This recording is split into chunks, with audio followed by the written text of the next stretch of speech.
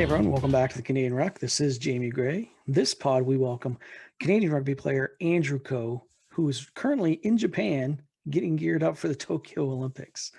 Andrew's a member of the 2019 Rugby World Cup squad that was in Japan, so it's his second trip to Japan.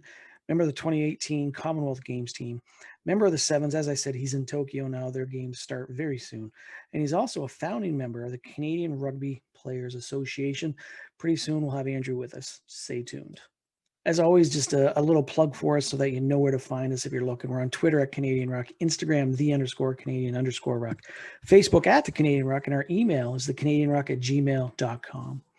We're on YouTube, Spotify, iTunes, Google Podcasts, CastBox, all those streaming sites. Watch, listen, follow, subscribe, share as well. Make sure you're sharing these messages so more people hear them.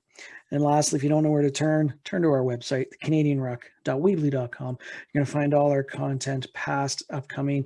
You can find some information about me, which everybody really wants to know about. You're going to find our swag. We're actually in the process of designing some t-shirts right now as well. East Coast Roast Coffee is an independent micro roaster coffee in St. John, New Brunswick.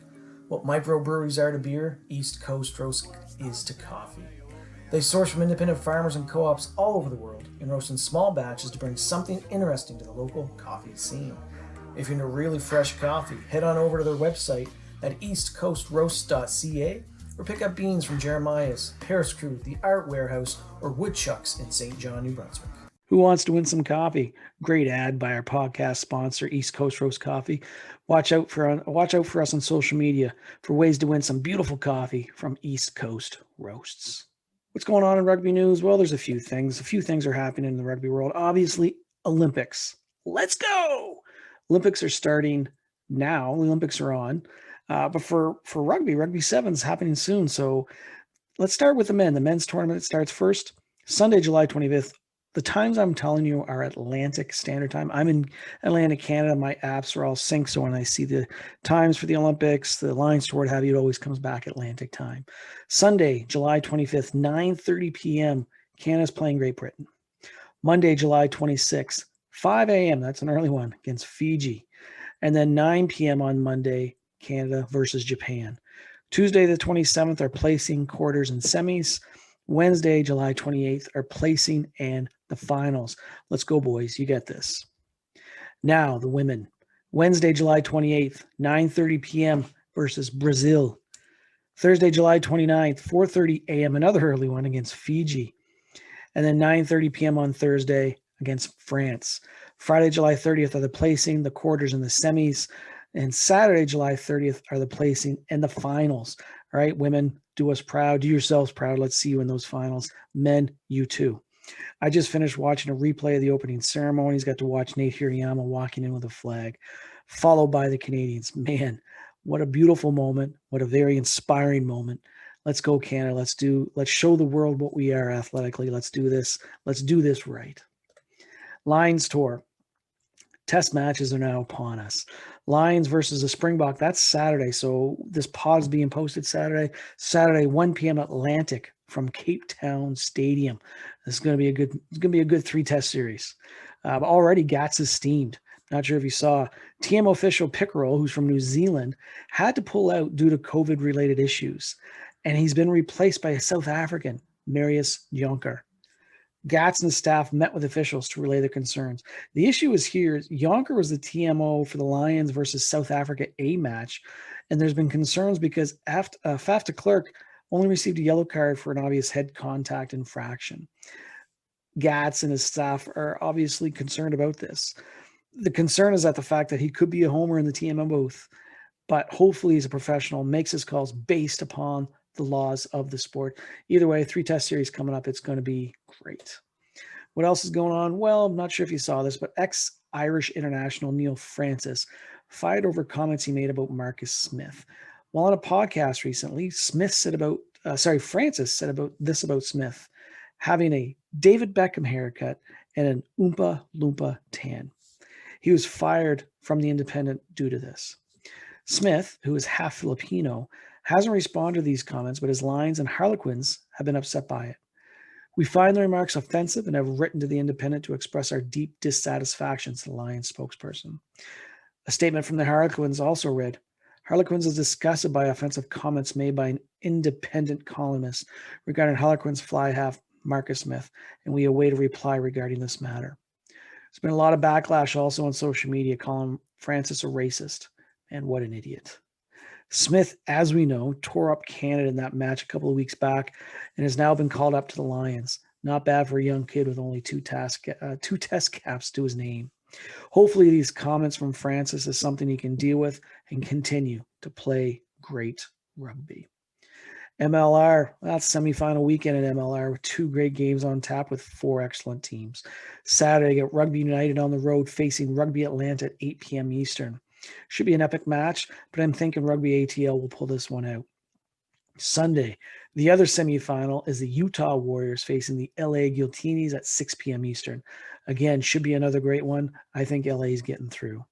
Sunday, August 1st is going to be Championship Sunday, and that's going to be a 4 p.m. Eastern kickoff, location TBD. But I'm thinking it's going to be Rugby Atlanta and LA Guiltinis in the final for gold of the MLR this year. Coming up now, Andrew Coe. Eastward Sales Limited, your local print shop for all your printing needs. A proudly independent, family-run business that has been serving Southern New Brunswick since 1978. ESL specializes in wide format printing, including blueprints, posters, signs, and canvas art prints. ESL has recently added UV printing to their production capability and now can print on glass and acrylic plaques, golf balls, license plates, water bottles, glasses, and yes, even rugby balls. Give ESL a call at 506-633-8885. Fire them an email at copy@eastwardsales.com or check them out online at eastwardsales.com to see what they can help you with today. Canadian Ruck welcomes Andrew Coe back. Andrew's been on before, but he's on as one of the founding members of the Canadian Rugby Players Association. He's at the 2019 World Cup that went to Japan on that Canadian squad. He's at the 2018 Commonwealth Games. And very soon he's heading over to Tokyo for the Olympics to represent Canada in the men's 7 circuit. So we're very happy and fortunate to have Andrew here, and we're not messing up his sleep schedule too much. Andrew, welcome to the Canadian Ruck. Thank you for having me. All right, so let's jump into some questions. Let's find out a little bit about you. So my understanding, you're born and raised in Brampton, Ontario. Yeah, I was born in Brampton, spent a couple of years in Brampton, and then I moved to Markham, and that's when my my playing days of rugby started. Awesome. I was playing soccer actually growing up. I was a soccer player, and I hit about 9, 10-ish, and I was a pretty big kid. And they were just teaching us how to shoulder check in soccer. And I kept shoulder checking people a bit too hard, and I was getting yellow and red cards. And my dad said, all right, enough of this. I don't want to keep taking you to soccer if you're just going to get kicked out of all the games. And he was playing rugby with Markham at the time. So he signed me up for rugby at U12. And that's where it all began. Was there tackling at U12 for you guys, or? Yeah, there's full tackling. I'm not too sure what the rules are these days, but full tackling.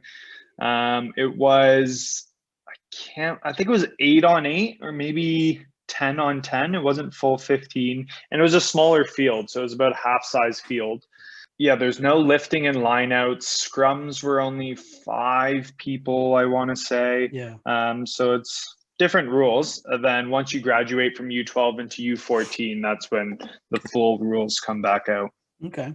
So you went U12, you played U14, you played high school there in Markham? Yeah, I went to Bill Crothers, which is a sports high school out in Markham. And that was probably one of the main pillars of my rugby career. They got an amazing program, DeVries and McCutcheon leading that Bill Crothers program. There's been a ton of Ontario players who have come through that program, and they've done a good job of building a culture at that high school of rugby, and not only rugby but also academic excellence as well. I remember all my buddies in high school were we were competing on the rugby field for spots, and then we were also competing in the classroom as well to see who can get the highest grades. That's awesome, because sometimes people think that you're an athlete so you don't try hard in school, so it's nice to hear that actually isn't always true. And the fact absolutely. that you were probably grinding gears of guys if you're getting better marks on tests and stuff too, right? I like that. As a teacher, I like to hear that. Yeah, and we capped it off with Ontario high school championship win in my grade 12 year, which was Awesome. yeah, to do it with a bunch of buddies, guys I'm still friends with to this day is something special. What Definitely will remember it. what year was that? That was 2014. We played Salt Fleet in the finals. Final score 7-5, and I remember Robbie Wingrove. That was Mitch Richardson. Mitch Richardson, who plays for the Arrows right now. He was on that team. I'm sure if he's listening to this, it'll sting him a bit. But I'll tag there him was on a the post. kick. Yeah, tag him on the post. I like to get his thoughts. They won it the next year, so that's all right. But Robbie Wingrove blocked a conversion right in front of the post to win the game. So it was pretty That's exciting. That's pretty rare too. Yeah. All right. So you left there, you played a little bit with the Markham Irish, and Yep. then that led you to Team Canada. Yeah, I moved to Vancouver, went to UBC, was part of the Thunderbirds rugby program, and that's an elite program. What they've done over there with Curry Hitchborn, and their return to excellence program was pretty remarkable. There was a span of, I think it was 3 McCormick Cup BC provincial championships in I think we went back to back while I was there. So it was, I definitely learned a lot. There's a ton of rugby guys, not too many who made it to the next level to play for Team Canada, but a ton of great rugby players who were a couple of years ahead of me and took me in. That's awesome. And then, from there, after my 3rd year there, I moved to Victoria and started up with the sevens program. So that's the neat thing with rugby. Like 7s and 15s are 2 different games. You talked a little bit about 8s and 10s, and there's a lot of these variations. But you're heading to the Olympics soon for 7s. We'll get to that. But before that, in 2019, just 2 years ago, you were representing Canada, Japan. Going into that, what were your goals heading into that World Cup? Like, you were a 7s guy, probably more predominantly than 15s at the time, but you're going over to represent Canada on that big stage. What did you have as personal goals? I was just happy to be there, honestly. It was quite surreal for me, a bit of a shock because, as you mentioned, I was predominantly a 7s guy, and everyone else on the team had 15s contracts at the time. So I was a bit out of my element, but I was just happy to be there and competing, and I hopefully could have got a spot on one of the games. And then throughout the training before the first game, a couple injuries happened, and I was fortunate enough to get on the bench against Italy, and got some time against Italy and played pretty well, and then got on the bench against the All Blacks. So then ended up starting for against South Africa. So it was a bit of a whirlwind because I didn't expect to play too much, and all of a sudden you're starting against the team that ended up winning the World Cup. So it's and they just beat the Lions. They're South Africa A1, I think 17-14 today. Yeah, I haven't seen that game yet, but oh shoot, did I just ruin the score for you? No, I saw the score. Okay, I saw the score, but no, I want to watch that game. So that's pretty impressive. You're on the bench. You come off the bench for Italy, and all of a sudden, Coach Kingsley taps you and said, "All right, we're gonna dress you versus the All Blacks." Yeah, and then he comes to you a week later or whatever and says, "Listen, we're gonna start you against South Africa." What was your, as you said, you were just happy to be here. What changed? Like your thought process must have like quickly snapped. Like, okay, I can't be happy to be here. I got to contribute. Yeah. I think the guys, the other players on the team gave me confidence in, not that I was just there, but that I could deserve to be there and was good enough to be there and was good enough to play. So it was really the team kind of building me up throughout those weeks. And, you have some of the best rugby players Canada's ever seen. You have DTH, Taylor Paris, Ardron, those types of guys who, those leaders on the team who instill confidence in you to go out there and perform.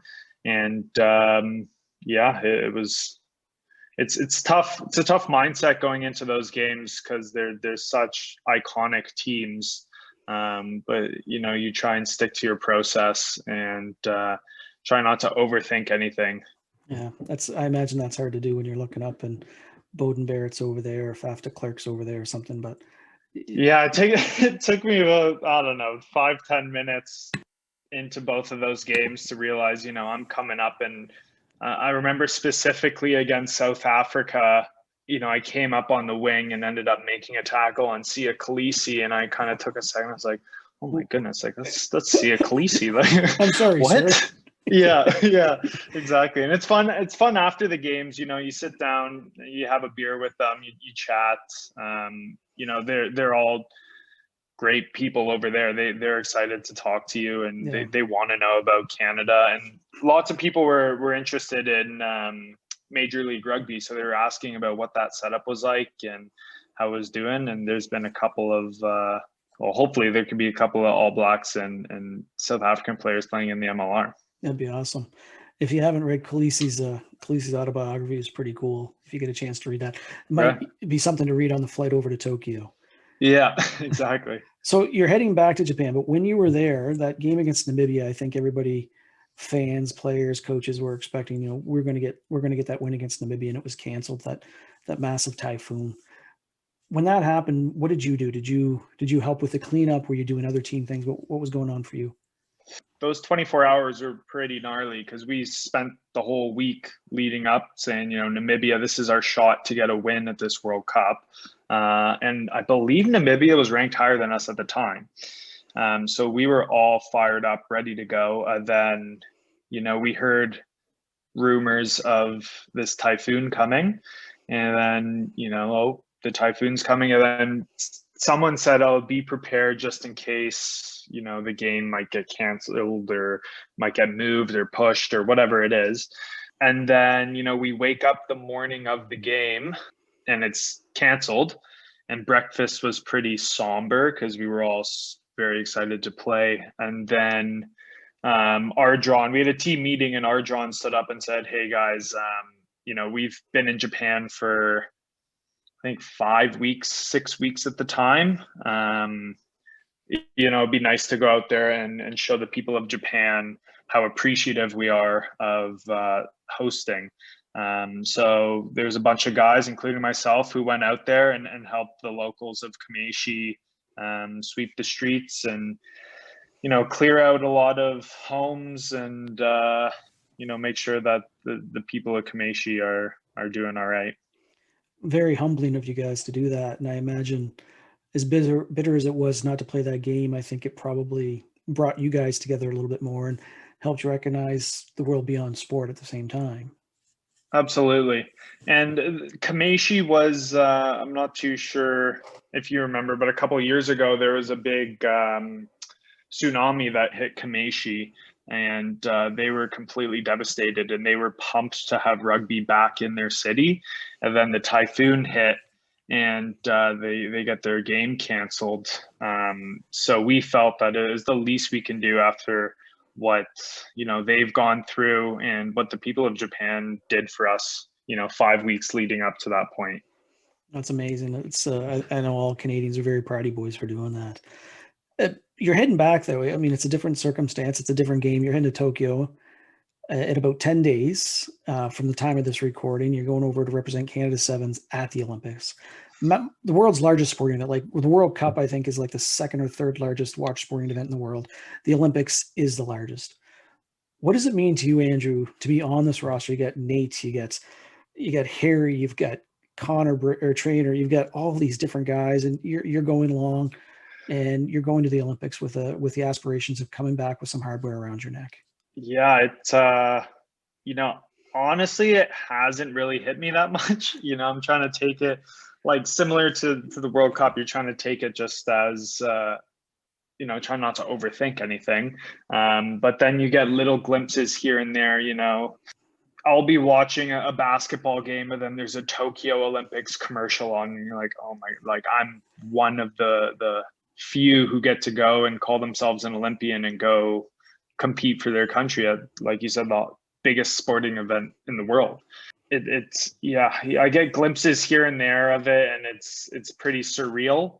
Yeah, I'm honestly speechless just to be able, like you said, to play on a team with some legends of the game: Nate, Harry, Braid, Trainer, Dougie, and it's yeah, I'm And great coach too. yeah, and it's quite. I think we have all the tools to perform. And the last tournament that we played at was Vancouver in 2020, and we ended up getting a bronze medal. So we're taking that mindset into the Olympics, saying, "Hey, we did it last competitive tournament. We did it. We got a bronze medal. Why can't we do it again?" Absolutely. So Yeah. is that your team goal to medal? Yeah, for sure. We're going to take it one game at a time. We play Great Britain first. So we've done our analysis on Great Britain. Then we play Fiji, and then we play Japan. We're not trying to look too far beyond that. And then take it as it comes. And if we know that if we put performances together and we get going and, momentum's on our side, we'll be a pretty difficult team to stop. Absolutely. Do you have any personal goals heading to Tokyo?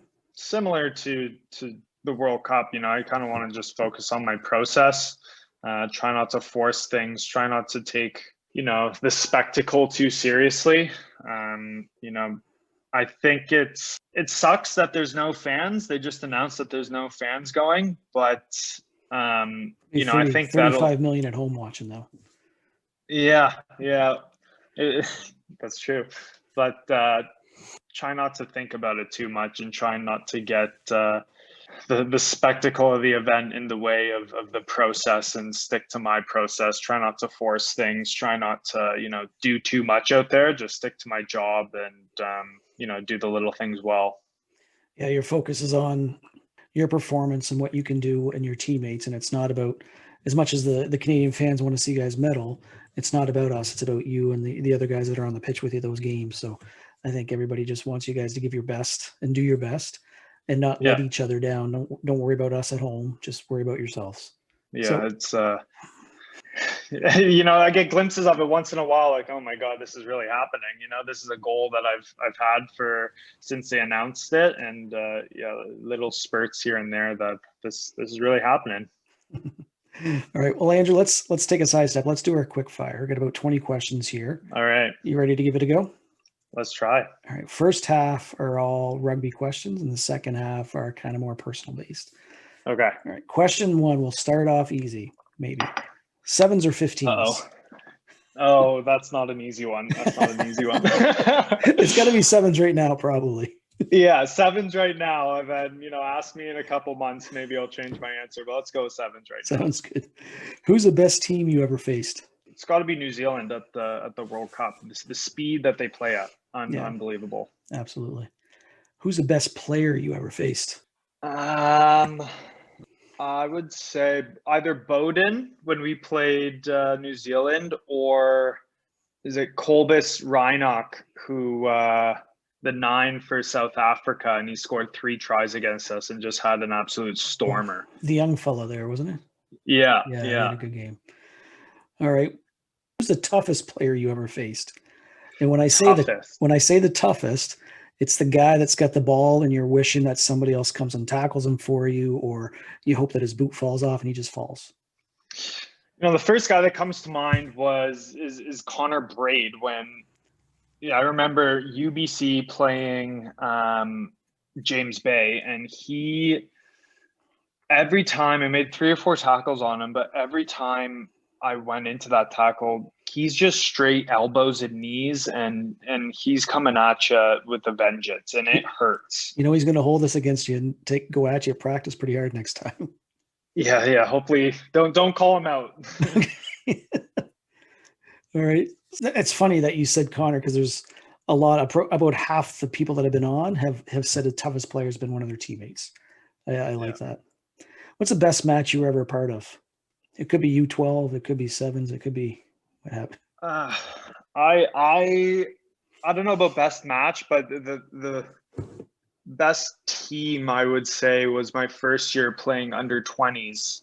There's a couple guys, Lucas Rumble, Ben the Sage, Phil Berna, those guys were all on the team, and we put together a good run. We beat Romania, we beat USA to qualify, we beat Tonga, we beat Hong Kong, I believe, and we ended up losing to Georgia in the final of the Junior World Trophy. But that was Good that roster. was a lot of fun. Good roster there, yeah. Absolutely. What's your favorite rugby tradition? Having a beer after the game with the other team, and chatting, and that's pretty much rugby in a nutshell there. Absolutely. Andrew, what's your nickname? Most people just call me Co. Andrew, I probably won't turn if somebody calls me Andrew, but Co, I get almost everybody calls me Co. Okay. Who's the player you love to smash? Probably my roommate, Phil Berna. It's fair. Yeah. I always give him shit at practice, so it's fun. Any rugby superstitions? I wear fluorescent green spandex when I play. Okay. But unfortunately for the Olympics, because of rules and regulations, I'm not allowed to wear them. So Okay. It'll be interesting how I So deal with that. can you wear them under another pair of spandex, or Yeah. So as long as they're hidden? I don't know what I'm gonna do yet. That's important. You got to get that figured out. I know. It's coming up, so we'll see. Okay. All right. So most important question you're going to be asked after the sevens are done. The Olympics holds an impromptu axe throwing tournament. Okay. Which 3 teammates are you taking with you to win that gold medal for axe throwing? Jake Teal, without a doubt.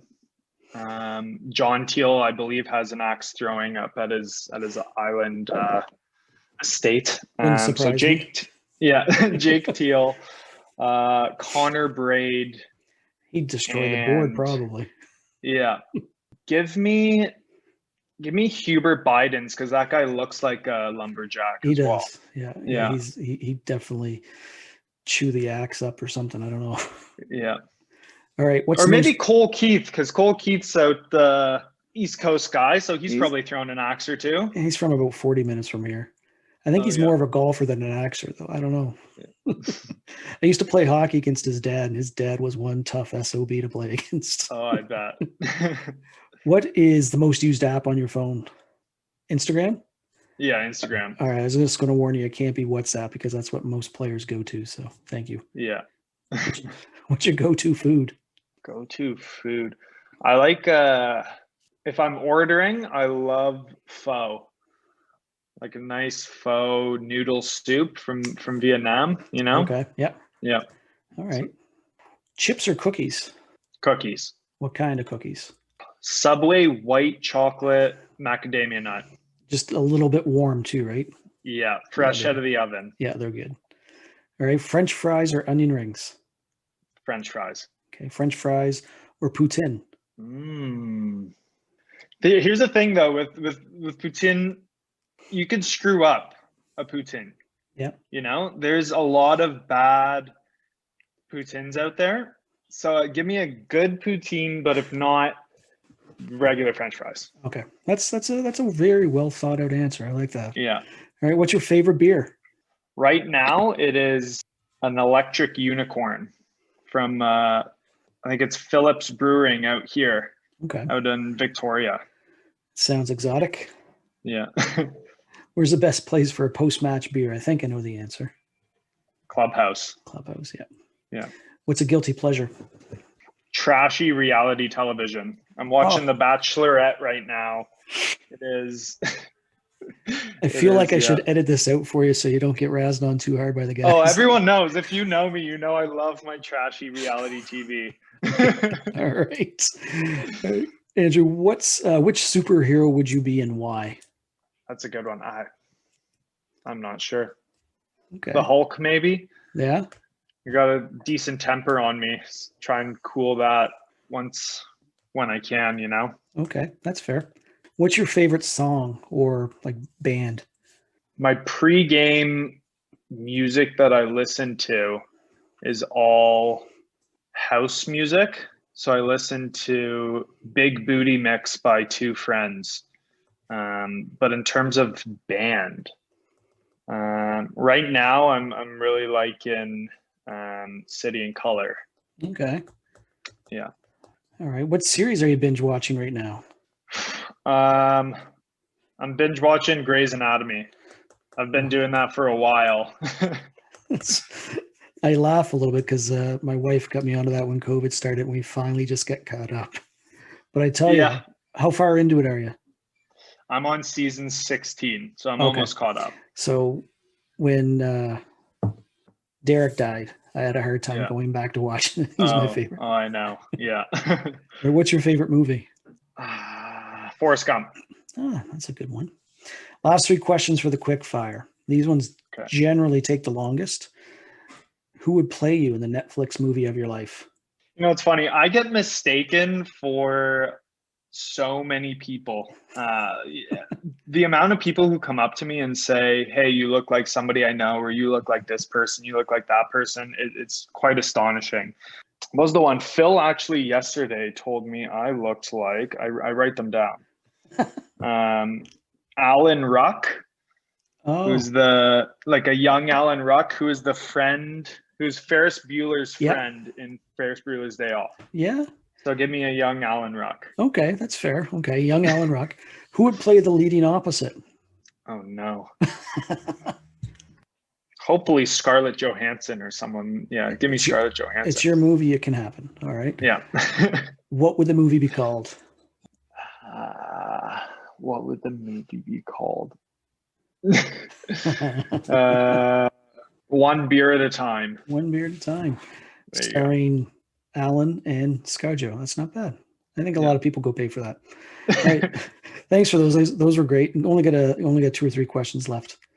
Okay. Andrew, who had the biggest impact on you as a player? I know that this one's a tough one to answer for sure, but who do you think it Yeah. is? There's a ton. There's a ton. You know, obviously my dad growing up was you know, massive in my learning, and he was driving me from practice to practice. There's a couple of coaches, you know, DeVries and McCutcheon at my high school were amazing. And then once I reached, you know, the Canadian level, some teammates have some pretty big influenced me quite a lot. Nate, Harry, Braid are all guys who I look up to, and they've, you know, sort of shown me the ropes. You know, I always looked up to Taylor Paris, being an Ontario guy, being the same position. So yeah, there's too many, but without a doubt, my dad is one of them. That's awesome. It's nice to hear that for your. I'm sure your dad will love that. Yeah, What are your thoughts on what makes a great team player? You've you played with gotta. you've played with many great teammates in sevens and 15s. Yeah, you gotta trust your team. You know, you gotta back your teammates to, you know, make the right decision. You know, I think Phil Mack has been one of the best teammates I've ever had, because, you know, I was 20, 21 making my first cap, and I remember Phil coming up to me and just like, "I'm gonna give you the ball, then you do you." You know, and he gave me the confidence to, you know, not think about it too much. You know, you have good instincts if you've reached that level. You know, just go out there and play how you play, and the teammates that, you know, boost you and support you and back you to make good plays are the ones I appreciate. Yeah, that's good. A couple people have said Phil's name too. That's nice to hear. As a scrum Yeah. half and a Yeah. retired scrum half. All So right. is he. He's a retired scrum half too. Yes, that's right. And he's in coaching like I am. We're the same. Yeah. There you go. All right. So let's fast forward a little bit. Let's jump ahead to 2041. That'll make you about, I'd say 44, 45 years old, 20 years from now. Yep. You're at a team reunion from the 2021 Olympics. Okay. What do you want those lads to be saying about Andrew Coe, the rugby player, Andrew Coe, the teammate, Andrew Coe, the man? What do you think they're going to say about you? What do you want them to remember you as? I'd like to be one of those guys where they say I'm a good teammate. I back almost everyone on the team to go out there and make plays.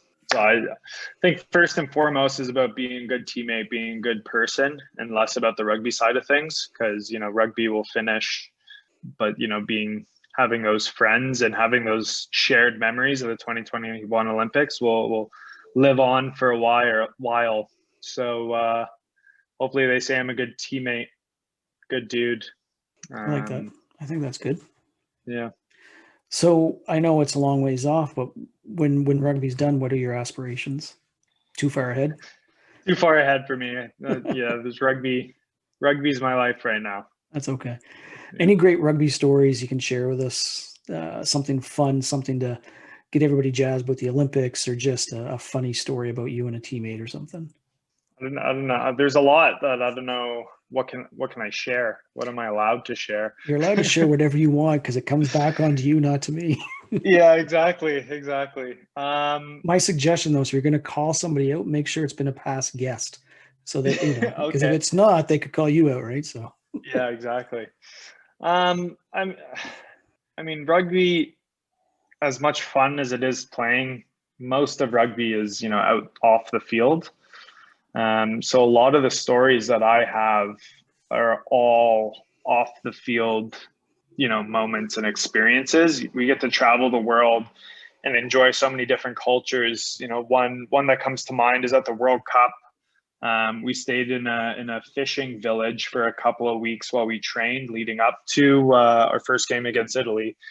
And one of the days we went out, and there's 8 or 9 of us, and we went out into this bay, and there were local fishermen, and they swung a fishing net around this bay, and we got to pull the fishing net in with a bunch of local kids. cool.